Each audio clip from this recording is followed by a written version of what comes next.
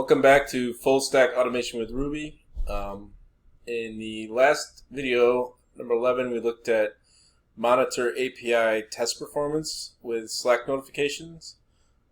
We basically just had some crude timings, response time on get comps or get REST call.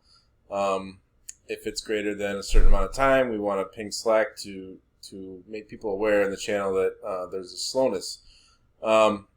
This is nice and handy. However, I would like, in this episode, I'm going to show you how to add the get information on the commit that might have caused the offending spike in performance. So I did some cleanup, and you'll see with the response time on get comps, and it shows the get branch that it's on, as well as the SHA and timestamp of and get commit message. This can help quickly diagnose what caused the performance issue.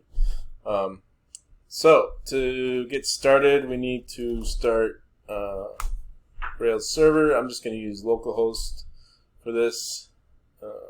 We have our two seeded comps here in the database. So if we look at some code here, I made some changes to the API comps feature. I added a parameter here that we can pass in posting a number of comps. So let's take a look at that. Make this a little bigger. So what we're doing here is we're handing in this number of comps, and in this case we only have one. So it's just going to loop through one time and post this payload for us in comps. So our get comp is going to do the same. However, I made a little bit of changes. We have this notify ping if the API end time on the REST call is greater than 0.1. We're going to get a Slack notification. We're also going to get this get branch global and get log, which you see here in Slack. Those I set up in the m.rb here, and you can just copy and paste these get commands to get that information, and then we'll see it show up in Slack. So let's try it with just the single post comp. And again, it's going to insert the one on top of the two we already have here, so we'll have 3 total. It's going to do a get call, and if it's greater than 0.1, we're going to get seconds. We're going to get a Slack message.